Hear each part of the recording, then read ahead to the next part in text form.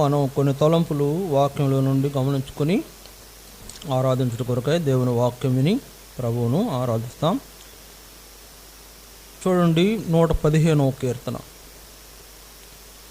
కీర్తన 115 మొదటి 3 వచనాలు చదువుతాం. కీర్తన 115 మొదటి 3 వచనాలు చదువుతాం. మాకు కాదు యెహోవా, మాకు కాదు, నీ కృపా సత్యములను బట్టి నీ నామమునకే మహిమ కలుగును కాక. వారి దేవుడేడి అని అన్ని జనులు ఎందుకు చెప్పుకుందురు?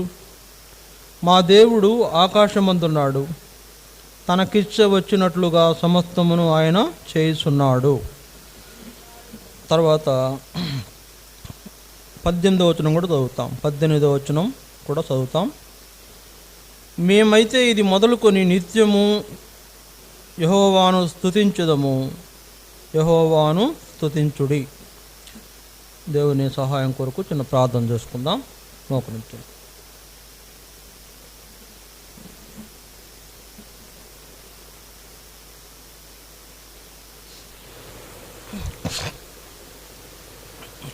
ప్రేంగల పరలోక తండ్రి, పరిశుద్ధుడు అయిన దేవ, మీ స్తోత్రాలు. సమయంలో మీ పిల్లలుగా మీ పాదాలు చెందుకు వస్తున్నాము. మీరే సహాయం చేయండి. ఆరాధన కొరకు మమ్మల్ని మీ సన్నిధికి తీసుకొచ్చారు, అందును బట్టి స్తోత్రాలు. మిమ్మల్ని ఆరాధించినట్లుగా మాకు సహాయం చేయండి. చదవబడిన లేఖన భాగం ద్వారా ఇంకా అనేకమైన వాక్య భాగముల ద్వారా మీరు మాతో మాట్లాడి మీ స్వరము మాకు వినబడజేసి నిన్ను ఆరాధించినట్లుగా ప్రతి ఒక్కరిని సిద్ధపరచమని ప్రార్థన చేస్తున్నాం. తోడుగా ఉండము, సహాయం చేయము. మీరే మహిమ పొందవలసిందిగా కోర్సు. నీ ఏర్పాటున నీ పిల్లలైన వారందరూ నీ సన్నిధిలో మిమ్మల్ని ఆరాధించే అనుభవంలో ఉండినట్లు ప్రతి ఒక్కరికి వాక్యమును అనుగ్రహించండి. వారికి వినగల చెవి, నీ పిల్లలు గ్రహించుకునే మనసు ప్రతి ఒక్కరికి దయచేసి మీరే మహిమ పొందవాలి. మీ దాసునిగా నన్ను బలపరచము. నా నోట మీ మాటలు ఉంచము. మీ నాలో ఉంచిన తలంపులు నీ ప్రజలకు మేలుకరంగా ఉంచము. నా సొంత ఆలోచనలు వ్యర్థపరచము. ప్రభువా, మీరే వాక్యంలో మాట్లాడండి, సహాయం చేయమని. ఎవరైనా నాయనా గ్రహింపు లేని వారు ఉంటే వారు గ్రహించుకునేటట్లు కూడా సహాయం చేయండి. ఆరాధన కొరకై ప్రతి ఒక్కరిని సిద్ధపరచమని కోర్చు. యేసుక్రీస్తు వారి శ్రేష్టమైన నామమున మిమ్మల్ని స్తుతిస్తూ ప్రార్థించి వేడుకొనుచున్నాము తండ్రి, ఆమేన్.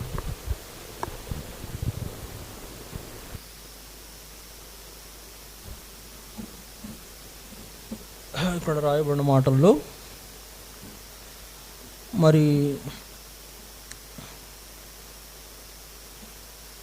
మనము దేవుని నామాన్ని మహిమపరచవలసిన వారుగా ఉన్నాం. దేవుని నామాన్ని మహిమపరచవలసిన వారుగా ఉన్నాం. ఎందుకంటే ఆయన మన దేవుడు, ఆయన మన దేవుడు, ఆయన మహిమగల దేవుడు. అందుకనే మాకు కాదు యెహోవా, మాకు కాదు, నీ కృపా సత్యములను బట్టి నీ నామమునకే మహిమ కలుగునుగాక.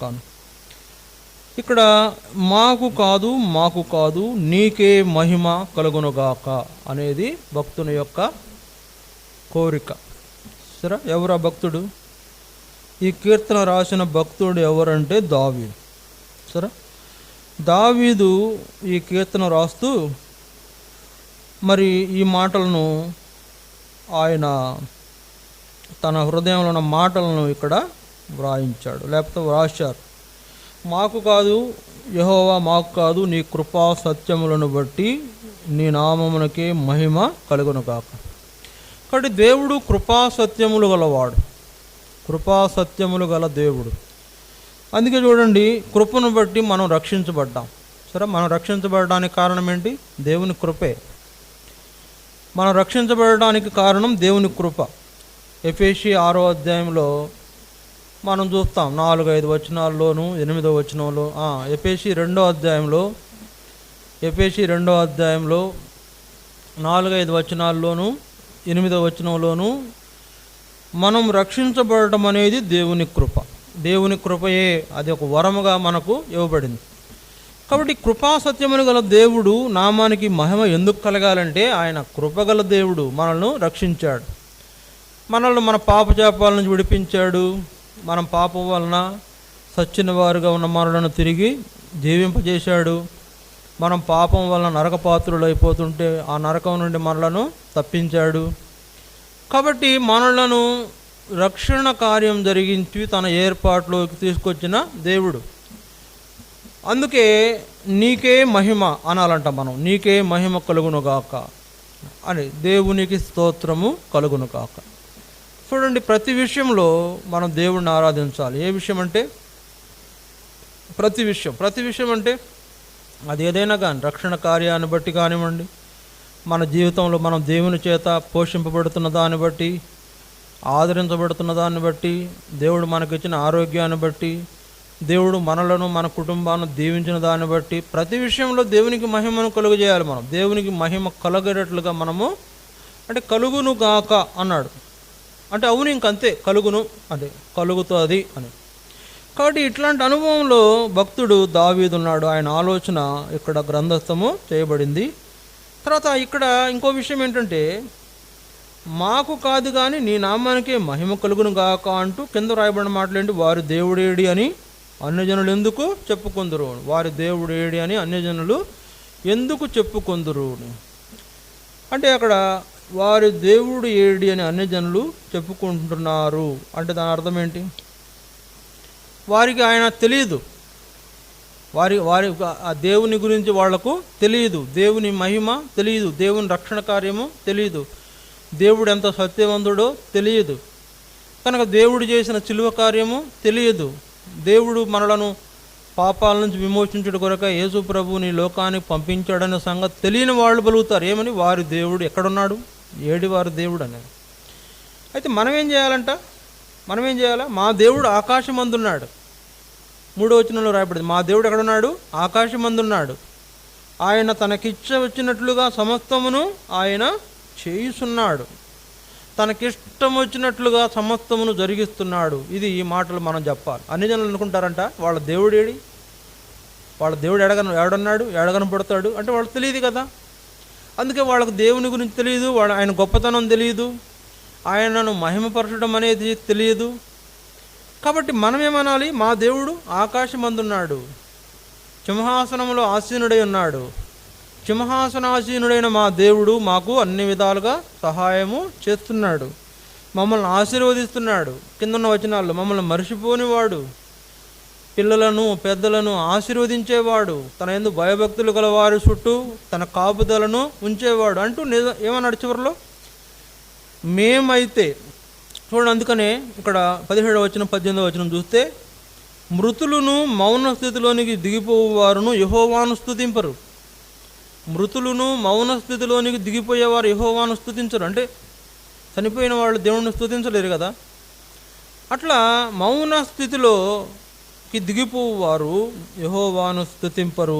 మేమైతే ఇది మొదలుకొని నిత్యము యెహోవాను స్తుతించుదము, యెహోవాను స్తుతించడం. మేమైతే ఇది మొదలుకొని నిత్యము యెహోవాను స్తుతించు. ఎందుకు? మా దేవుడు ఆకాశమందున్నాడు, ఆయన మాకు సహాయము చేసే దేవుడు. కనుక ఆయన మమ్మలను ఎలాంటి అనుభవాల్లో నుంచి మమ్మల్ని తీసుకొస్తాడు అంటే అక్కడ 116వ కీర్తనలో వ్రాయబడింది. 116వ కీర్తనలో మనం చూస్తే, మరి దావీదు యొక్క జీవితంలో ఆయన తన జీవితంలో కలిగి ఉన్న ఒక 5 అంశాలు ఆ కీర్తనలో ప్రస్తావించబడ్డాయి. 5 అంశాలు 116వ కీర్తనలో. మేమైతే ఇది మొదలుకొని నిత్యము యెహోవాను స్తుతించెదము అని చెప్పే దావీదు యొక్క జీవితంలో 5 అంశాలు 116లో ప్రస్తావిస్తున్నాడు. ఏంటి 5 అంశాలు, 5 విషయాలు అనంటే, దేవుని ఏర్పాటులోకి వచ్చాడు, దేవుడు రక్షించబడినటువంటి వారిలో చేర్చబడ్డాడు దావీదు. కాబట్టి మనం కూడా అట్లానే రక్షించబడిన వారిలో చేర్చబడ్డాం. మన కొరకే రక్షణ కార్యం జరిగించబడింది. ఇంకా వాళ్ళకన్నా కన్నా మనమే బెటరు. ఎవరికంటే? దావీదు కన్నా, అబ్రహాం కన్నా, మోషే కన్నా వాళ్ళకంటే మనమే బెటరు. ఎందుకు? మన కొరకు స్వయంగా దేవుడే ఈ లోకానికి వచ్చి సమస్త బంధకాల నుంచి మనలను కాపాడాడు గనుక, కలువరిచిలో మరణం ధరించి మనలను విడిపించి విమోచించాడు గనుక మనం చాలా బెటర్. అందువల్ల దావీదు యొక్క అనుభవం ఏంటంటే, ఇది మొదలుకొని నిత్యము మేము యెహోవాను స్తుతించెదము అని అంటున్న దావీదు యొక్క అనుభవంలో 5 రకాలైనటువంటి ఆ విధానాలను తన జీవితంలో కలిగి ఉన్నాడు.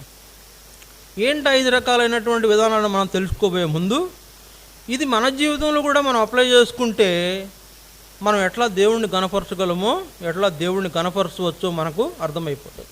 సరే, ఈ 5 రకాల అనుభవాలు ప్రతి వ్యక్తి జీవితంలో ఉండాలి. అవి భక్తుల జీవితాల్లో ఉన్నాయి. దావీదు యొక్క జీవితంలో మనం చూస్తున్నాం. అంతేకాదు, ఇంక అనేక మంది భక్తుల జీవితాల్లో ఈ యొక్క లక్షణాలు ఉండాలి. మన జీవితంలో కూడా ఉండాలి. అప్పుడే మనకేమొస్తుంది? కృతజ్ఞత అర్పణ లేదా కృతజ్ఞత చెల్లించటం, దేవుణ్ణి ఆరాధించటం మనకు తెలుస్తుంది. కాబట్టి మాకు కాదు యెహోవా, మాకు కాదు, నీ కృపా సత్యములను బట్టి నీ నామమునకే మహిమ కలుగునుగాక అని చెప్పే అనుభవంలోకి వచ్చిన మనము ఖచ్చితంగా ఒక 5 లక్షణాలు మనం ఇక్కడ చూస్తాం. ఇప్పుడు చూడండి, 116 కీర్తన 2వ వచనం. 116 కీర్తన 2వ వచనం. కాగా 2వ వచనం, ఆయన నాకు చెవియొగ్గెను, కావున నా జీవిత కాలమంతయు నేనాయనకు మొరపెట్టుదును. ఇక్కడ చూడండి, ఆయన నాకు చెవియొగ్గెను, కావున నా జీవిత కాలమంతయు నేను ఆయనకు మొరపెట్టుదును. నా జీవిత కాలమంతా కూడా నేను ఆయనకు ప్రార్థన చేస్తాను, మొరపెడతాను అనేటువంటి ఆ విషయాన్ని అక్కడ దావీదు అక్కడ తన జీవితంలో కలిగి ఉన్నటువంటి ఆ మొదటి విషయాన్ని అక్కడ జ్ఞాపకం చేస్తున్నాడు. ఏంటంట? నా జీవితం అంతా కూడా ప్రార్థనాపరుడుగా ఉండాలనేటువంటి నిర్ణయము అతను చేశాడు. ఎక్కడ మనం దేవునికి మహిమ తీసుకురాగలుగుతామంటే, ఎక్కడ మనం దేవుణ్ణి గణపరచగలుగుతామంటే, ఎక్కడ ఆయనను ఆయన మనకు కలుగు చేసిన రక్షణను బట్టి ఆయన్ని ఆరాధించగలుగుతామంటే, ఈ మన జీవితంలో ఈ మొట్టమొదటి లక్షణం తప్పనిసరిగా ఉండాలి. ఏంటది? నా జీవిత కాలమంతా నేనేం చేస్తాను? ప్రార్థనాపరుడుగా ఉంటాను. నా జీవిత కాలమంతా కూడా ప్రార్థనాపరుడుగా నేను ఉంటాను. ఎందుకు ప్రార్థన చేయాలి అనంటే, కిందన్న వచనాలు చూస్తే అర్థమవుతుంది. మరణ బంధకములు నన్ను చుట్టుకొని ఉండెను, పాతాళపు వేదన నన్ను పట్టుకొని ఉండెను, శ్రమయు దుఃఖమును నాకు కలిగెను. అప్పుడు యెహోవా దయచేసి నా ప్రాణమును విడిపింపమని యెహోవా నామమును బట్టి నేను మొరపెట్టుదుని. యెహోవా దయాళుడు, నీతిమంతుడు, మన దేవుడు వాత్సల్యత గలవాడు. చూడండి, ఇక్కడ నా తలంపు ఏంటంటే, పాతాళ వేదనలు పట్టుకున్నాయి దావీదును. మరణ భయం వచ్చింది ఆయన జీవితంలో, మరణ భయం వచ్చింది, పాతాళ వేదనలు ఆయన చుట్టుముట్టినప్పుడు ఆయన ఇలాంటి అభిప్రాయానికి వచ్చాడు. ఏమని? జీవితమంతా నేను ఆయనకు ప్రార్థన చేసుకుంటాను అనేటువంటి అభిప్రాయానికి వచ్చాడు. కనుక నేను నా జీవిత కాలం అంతా కూడా దేవునికి ప్రార్థన చేస్తా. చూడండి, మన జీవితంలో కూడా ఇది ఒక మంచి లక్షణంగా ఉండాలి. ఎప్పుడైనా కూడా చూడండి, ప్రార్థన లేకుండా ఆరాధన కూడా రాదులేండి.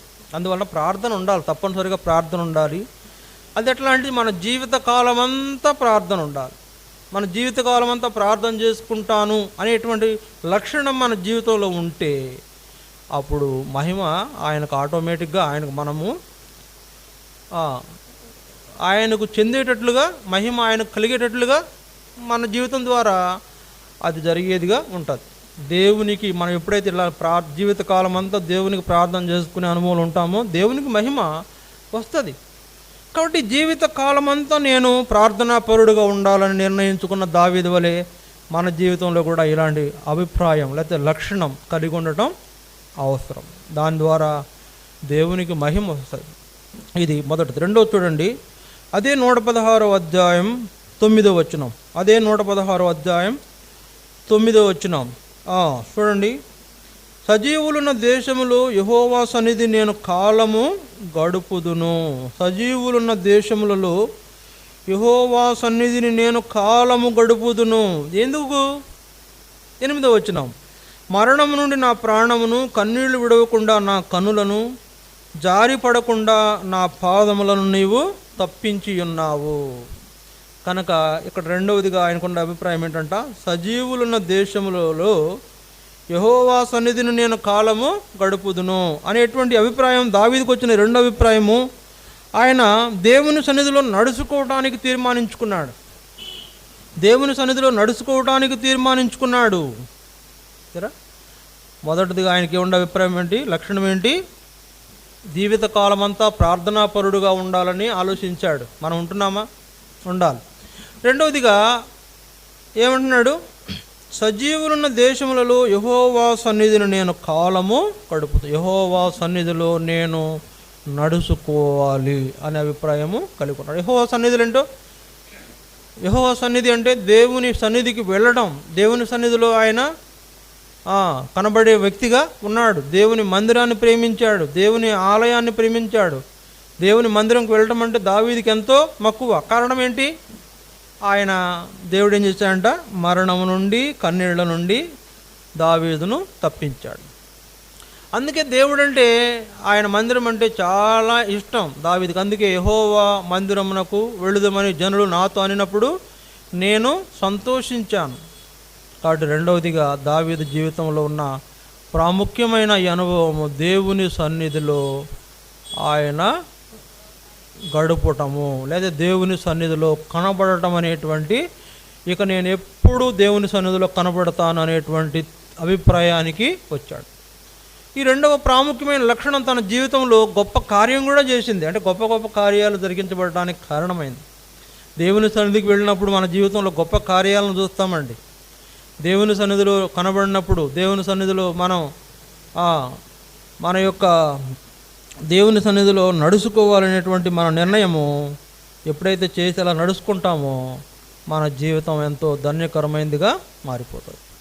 అది చివరికి దేవునికి మహిమను తీసుకొస్తుంది. మనం దేవుని సన్నిధికి నిలబడాలని, లేదా ఆయన సన్నిధికి నడవాలని, ఆయన సన్నిధిలో మనం కనబడాలని చేసేటువంటి నిర్ణయం దేవునికి మహిమను తీసుకొచ్చేది ఉంటుంది. ఒక వ్యక్తి నేను నిరంతరం దేవుని మందిరానికి వెళ్తాను, దేవుణ్ణి ఆరాధిస్తాను, లేదా దేవునికి ప్రార్థన చేసుకుంటాను అనేటువంటి అభిప్రాయం కలిగిన వ్యక్తి దేవునికి మహిమను తీసుకొస్తాడు. కాబట్టి అట్లా చేయని వ్యక్తి ఏం చేస్తాడు? దేవునికి మహిమ తేలేడు. దేవుని మహిమ ఏమైద్ది? పోయిద్ది. దేవుని మహిమ కూడా పోగొడతాడు. అటు అలా ఉండకుండా దేవుని సన్నిధిలో ఏం చేయాలా? నడుచుకునే వ్యక్తిగా ఉండాలని దావీదులాగా మనం కూడా తీర్మానం చేసుకోవాలి. దేవుని సన్నిధికి వెళ్ళాలి, దేవుని సన్నిధిలో ఉండాలని ఒక ఆశ మనకుంటే దేవునికి మహిమను తీసుకొచ్చే వారంగా ఉండటానికి కారణమవుతుంది. ఇది రెండవది. మూడవ చూడండి, అదే 116వ కీర్తన 13వ వచనం. 116వ కీర్తన 13. రక్షణ పాత్రను చేతపుచ్చుకొని యెహోవా నామమున ప్రార్థన చేసేదను. రక్షణ పాత్రను చేతపుచ్చుకొని యెహోవా నామమున ప్రార్థన చేసేదను. కనుక మూడవదిగా రక్షణ పాత్రను కలిగి ఉంటున్నాడు దావీదు. ఆయన దగ్గర ఏముందంటే రక్షణ పాత్ర ఉంది. చూసారా, దావీదు దగ్గర ఏముంది? రక్షణ పాత్ర ఉంది. అందుకని ఏమంటున్నాడు? రక్షణ పాత్ర చేతపుచ్చుకొని నేను యెహోవా నామమున ప్రార్థన చేసేదను. ఆ పైన ఆయన తీర్మానం చూడండి, 12వ వచనంలో, యెహోవా నాకు చేసిన ఉపకారములన్నిటికీ నేను ఆయనకేమీ చెల్లించుదును. యెహోవా చేసిన ఉపకారములకు ఏం చెల్లించుదును? ఏం చెల్లిస్తే ఆయనకు మహిమ వస్తుంది? సరే, మనం ఆలోచిస్తామా? దేవుడు నాకు చేసిన ఉపకారములకై నేనేం చెల్లించాలని ఆలోచిస్తామా? దావీదు ఆలోచిస్తాడు. అంతేకాదు 103వ కీర్తనలు కూడా ఆయన చేసిన ఉపకారములలో దేనిని మరువకము. దేవుని ఉపకారములు మరువని దావీదు దేవుని ఉపకారాలను మరిచిపోయేవాడు కాదు. అందుకనే ఇక్కడ మూడో తీర్మానం ఏంటి? రక్షణ పాత్ర చేతపట్టుకొని, రక్షణ పాత్రను చేతపట్టుకొని, రక్షణ పాత్ర యొక్క అనుభవంలో కొనసాగుతున్న దావీదు. అంటే చూడండి, మొదటిదిగా మనం చూస్తున్నాం కదా, ఏం చూస్తున్నాం? జీవితం అంతా ప్రార్థనాపరుడుగా ఉండాలని అనుకున్నాడు. రెండవదిగా ఏమనుకున్నాడు? నేను ఎల్లప్పుడూ దేవుని సన్నిధిలో నడుచుకోవాలనుకున్నాడు. మూడవదిగా రక్షణ పాత్రను చేతపట్టుకోవాలి. అంటే ఏం కనపడుతుంది అక్కడ? ఉపకారం చేశాడు. నా రక్షణ పాత్ర చేతపట్టుకుని ఏం చేస్తానండి? ఇక్కడ ప్రార్థన చేస్తానన్నాడు. రక్షణ పాత్ర చేతపట్టుకుని ప్రార్థన చేసేదాం. అయితే ఈ అనుభవం కూడా మనకు చాలా అవసరం. రక్షణ పాత్ర అంటే ఏంటి అసలు? రక్షణ పాత్ర అంటే ఏంటి చెప్పండి? రక్షణ పాత్ర అంటే దేవుడు మనకిచ్చినటువంటి రక్షణ కలిగిన జీవితమే రక్షణ పాత్ర. రక్షించబడిన జీవితం, దాని యొక్క విలువ అక్కడ మన జ్ఞాపకం చేసుకుంటే అది ఒక పాత్ర. అంటే రక్షించబడిన జీవితమే ఒక పాత్ర. రక్షించబడినటువంటి జీవితం కలిగి ఉన్న వ్యక్తిలో ఉన్న హృదయమే ఒక పాత్ర. లేకపోతే చూడండి, ఆ హృదయమే ఒక పాత్ర. అందుకని ఆ హృదయంలో నుంచి రావాలి. ఏంటది? ఏం రావాలి? ఆరాధన రావాలి. ఆ హృదయంలో నుంచి దేవునికి మహిమను తెచ్చేటువంటి వారుగా మనం ఉండాలి. అందుకనే రక్షించబడిన వ్యక్తి జీవితమే ఆ పాత్ర. రక్షణ పాత్ర ఎవరు చేతపట్టుకుంటారు? రక్షించబడిన వ్యక్తులే ఆ రక్షణ పాత్ర చేతపట్టుకుంటారు. కాబట్టి రక్షణ పాత్ర చేతపట్టుకొని ఉంటాను. నా జీవితం అంతా కూడా ఏం కలిగి ఉంటాను? నేను రక్షణ పాత్రను పట్టుకొని ఉంటాను. కనుక రక్షణ జ్ఞాపకం చేసుకోవాలి, రక్షణలో ఆనందించాలి, రక్షణలో కొనసాగాలి, రక్షణను నిర్లక్ష్యము చేయకూడదు, రక్షణను కాపాడుకోవాలి. రక్షణ అనేది నీ జీవితంలో ఎంతో ప్రాముఖ్యమైన ఒక అలంకారం, ఒక గౌరవం. అది సరే, రక్షణ అంటే ఏంటి? ఒక గౌరవం. చూడండి, 21వ కీర్తనలో ఒక మాట ఉంది అక్కడ రక్షణ గురించి. చూడండి, 21వ కీర్తన 5వ వచనం రక్షణ గురించి రాయబడింది అక్కడ. 21వ కీర్తన 5వ వచనం ఏం రాయబడింది? నీ రక్షణ వలన అతనికి గొప్ప మహిమ కలిగెను, గౌరవ ప్రభావములను నీవు అతనికి ధరింపజేసి ఉన్నావు. రక్షణ అనేది గౌరవ ప్రభావములు కలిగి ఉండుట. రక్షణ అనేది గౌరవ ప్రభావములు కలిగి ఉండుట. రక్షణ అనేది నీ జీవితానికి ఒక గౌరవం. రక్షణ అనేది నీ జీవితానికి ఒక విలువ. రక్షణ అనేది నీ జీవితానికి అవసరం. రక్షణ అనేది నీ జీవితానికి రావడం కోసం ఆయన ఏం చేశాడు? యేసు ప్రభు ఆయన తన జీవితం అనే పాత్రను ఏం చేశాడు? సమర్పించాడు, దేవునికి సమర్పించాడు. అందుకే ఏమన్నాడు యేసు ప్రభు? ఓ మాట ప్రార్థన చేశాడు గెత్సేమనే తోటలో. ఏమని చేశాడంటే, తండ్రి నీ చిత్తమైతే ఈ గిన్నె నా యొద్ద నుండి తొలగించు, నీ చిత్తమైతే ఈ గిన్నె నా యొద్ద నుండి తొలగించు. ఏంటి ఆ గిన్నె? ఆయన పొందబోతున్న శ్రమలు, అనేకుల రక్షణార్థమై చేయబడే కార్యం. కాబట్టి నీ చిత్తమైతే ఈ గిన్నె నా యొద్ద నుండి తొలగించు. తొలగించాల దేవుడు. తొలగించుంటే ఈ గిన్నె మనకు వచ్చేది కాదు, ఈ పాత్ర మనకు వచ్చేది కాదు. ఏంటది? రక్షణ పాత్ర. కనుక ఈ రక్షణ గౌరవం అనేది మనకు వచ్చేది కాదు, ఈ రక్షణలో ఆనందం మనకు వచ్చేది కాదు, ఈ రక్షణ వల్ల మహిమ మనకు వచ్చేది కాదు, ఈ రక్షణ వల్ల పరలోకం పొందగలిగే వాళ్ళమే కాదు. అందుకే రక్షణ పాత్రను చేతపట్టుకోవాలి. ఎప్పుడు ఆరాధనకు వచ్చేటప్పుడు, ప్రార్థనకు వచ్చేటప్పుడు, ప్రార్థన చేసుకునేటప్పుడు, ఎక్కడైనా కూడా రక్షణ పాత్రను చేతపట్టుకునే వ్యక్తిగా నీవు ఉండాలి. దావీదు యొక్క తీర్మానం 3వది ఏంటంట? నేను రక్షణ పాత్రను చేతపట్టుకుని ఉంటాను, రక్షణ పాత్రను కలిగి ఉంటాను. ఎప్పుడది? ఎల్లప్పుడు. ఎప్పుడు రక్షణ పాత్ర ఉండాలి.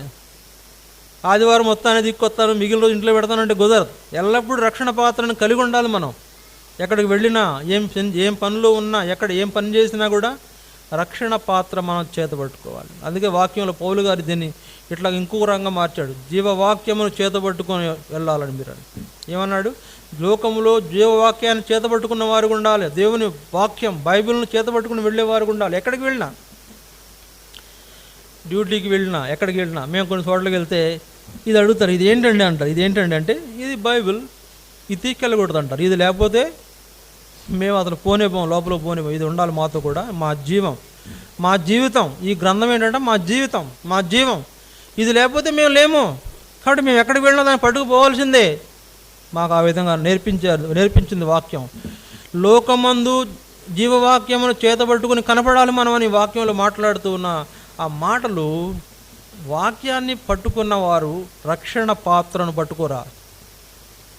రక్షణ పాత్రను చేతబట్టుకునేవారుగా కూడా ఉండాలి. రక్షణ పాత్ర చాలా ఇంపార్టెన్స్ మనకు. కనుక దాని ద్వారా కొన్ని ప్రయోజనాలు మనం పొందుతాం, కొన్ని ఆధిక్యతలు మనం పొందుతాం. పొందిన ఆధిక్యతల్లో మనం ఆనందిస్తాం. కనుక మొదటిదిగా జీవితం అంతా కూడా ప్రార్థనాపరుడుగా ఉండాలనుకున్నాడు. రెండవదిగా జీవితం అంతా కూడా దేవుని సన్నిధిలో నడుచుకోవాలనుకున్నాడు. మూడవదిగా జీవితం అంతా కూడా రక్షణ పాత్ర చేతబట్టుకునేవాడుగా ఉండాలని దావీదు యొక్క గొప్ప ఆలోచన లేదా తీర్మానం. మనం కూడా తీర్మానం చేసుకోవాలి, అప్పుడే దేవునికి మహిమ వస్తుంది. కాబట్టి అలాని 3 అనుభవాలు. 4వ అనుభవం చూడండి, 14వ వచనం, 116 14వ వచనం. యెహోవాకు నా మొక్కుబడులు చెల్లించెదను, ఆయన ప్రజలందరి ఎదుటనే చెల్లించేదను. చూడండి తర్వాత 19వ వచనం, లేకపోతే 18, 19 వచనాలు. 4వ విషయం మనం చూస్తున్నాం. 14వ వచనంలోనేమో యెహోవాకు నా మొక్కుబడులు చెల్లించదను, ఆయన ప్రజలందరి ఎదుటనే చెల్లించదను. 18, 19 వచనాలు, ఆయన ప్రజలందరి ఎదుటను, యెహోవా మందిరపు ఆవరణములలోను, యెరూషలేమా నీ మధ్యను నేను యెహోవాకు నా మొక్కుబడులు చెల్లించేదను. యెహోవాను స్తుతించుడి. ఇంకొకటి తీర్మానం చేసిన 4వ విషయం ఏంటంటే, దేవునికి ఆయన మొక్కుబడులు చెల్లించాలనుకున్నాడు. ఎట్లా చెల్లించాలనుకున్నాడు అంటే చూడండి, తన యొక్క జీవితంలో ఇంక్రీజ్ అవుతున్నాడు. అంటే తన ఆలోచన విధానం ఇంకా ఇంకా గొప్పదిగా మార్చబడుతుంది. తన యొక్క తీర్మానాలు ఇంకా బలమైన తీర్మానాలు చేస్తున్నాడు. కనుక ఇప్పుడు ఏమంటున్నాడంటే, యెహోవాకు నా మొక్కుబడులు చెల్లిస్తా. దేవునికి చేసుకున్న మొక్కుబడులు చెల్లించాలనే ఆశ గలవాడు. దేవునికి మొక్కుబడి చెల్లించాలనే ఆశ చూడండి దావీదుకు ఉంది. ఎట్లా? అది కూడా పబ్లిక్గా అందరి ముందు ఏమన్నాడు? ఆయన ప్రజలందరి ఎదుటనే చెల్లించేదను, ఆయన ప్రజలందరి ఎదుట నా మొక్కుబడులు చెల్లిస్తాను.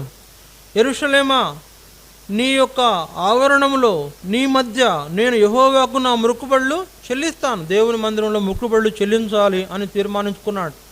ఆయన చెల్లించిన మొక్కుబడి ఏంటో తెలుసా? మీకు తెలుసా? దావీదు యొక్క మొక్కుబడి చదవమంటారా? ఆయన మొక్కుబడి మనం తలుచుకుంటేనే గుండె చెరువైపోతుంది. చూడండి, మొదటి దినవృత్తాంతాలు 29వ అధ్యాయం. మొదటి దినవృత్తాంతాలు 29వ అధ్యాయం 3వ వచనం నుండి చూడండి. 2-3 వచనాలు. నేను బహుగా ప్రయాసపడి నా దేవుని మందిరమునకు కావలసిన బంగారపు పనికి బంగారమును, వెండి పనికి వెండిని, ఎత్తడి పనికి ఎత్తడిని, ఇనుము పనికి ఇనుమును, కర్ర పనికి కర్రలను, గోమేధికపు రాళ్లను, చెక్కుడు రాళ్లను, వింతైన వర్ణములు గల పలు విధముల రాళ్లను, మిక్కిలి వెలగల నానావిధ రత్నములను, తెల్ల సలువ రాయి విశేషముగా సంపాదించితిని. తర్వాత 3వ వచనం, మరియు నా దేవుని మందిరం మీద నాకు కలిగి ఉన్న మక్కువ చేత నేను ఆ ప్రతిష్ఠితమైన మందిరం నిమిత్తము సంపాదించి ఉంచిన వస్తువులుగాక నా స్వంతమైన బంగారమును వెండిని నా దేవుని మందిరం నిమిత్తం నేనిచ్చేదను. గదుల గోడల రేకు మోతకును, బంగారపు పనికిని బంగారమును, వెండి పనికి వెండిని, పనివారు చేయు ప్రతి విధమైన పనికి 6,000 మణుగుల ఓపీరు బంగారమును, 14,000 మణుగుల పుటము వేయబడిన వెండిని ఇచ్చుచున్నాను. ఆయన మొక్కుబడి అంత గొప్పది. ఆయన మొక్కుబడి ఎంత గొప్పదో చూసారా? మణుగులు ఇచ్చాడంట బంగారం. కాబట్టి మనం ఎంత మొక్కుబడి చేసుకోకపోయినా, మనం తులమో పొలమో మొక్కుకున్నా దాన్ని ఏం చేయాలా? మొక్కుబడి తీర్చుకునే విషయంలో తీర్చుకోవాలి. ఎట్లా? ఆయన ప్రజలందరి ఎదుట యెరూషలేమా నీ మధ్య, అంటే ఆలయంలో, దేవుని ఆలయంలో, దేవుని మందిరంలో మొక్కుబడులు తీర్చుకుంటానని ఒక గొప్ప తీర్మానం చేసుకున్నాడు దావీదు. ఇది ఎక్కడి నుంచి వచ్చింది చెప్పండి?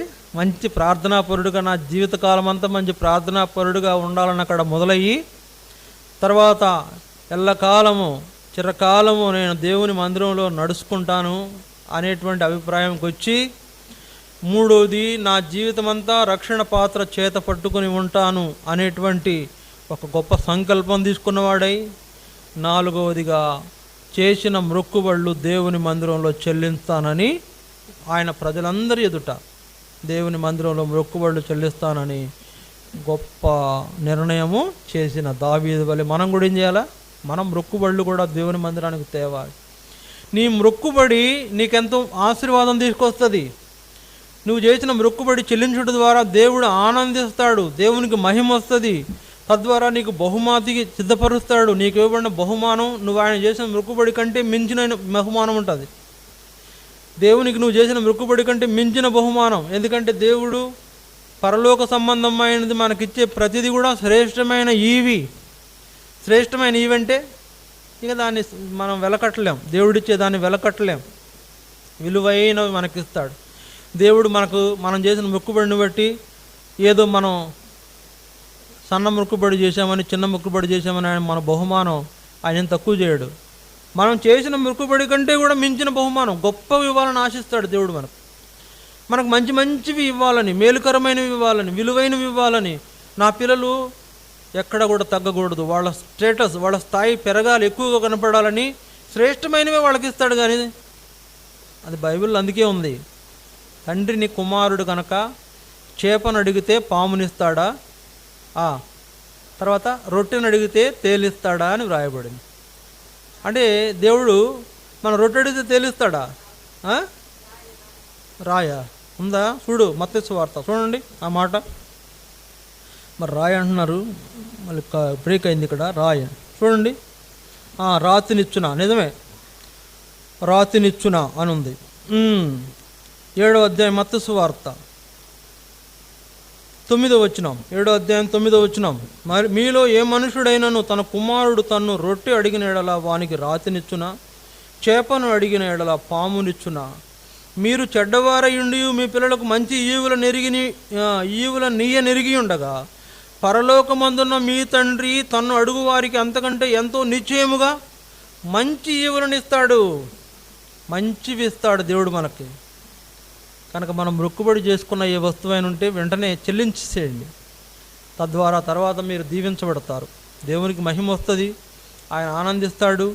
తర్వాత మీకు దీవెన కూడా వచ్చేస్తుంది. దీవెన వెంటనే మంచి ఈవులను ఇస్తాడు, పరలోక సంబంధమైన ఈవులను ఇస్తాడు.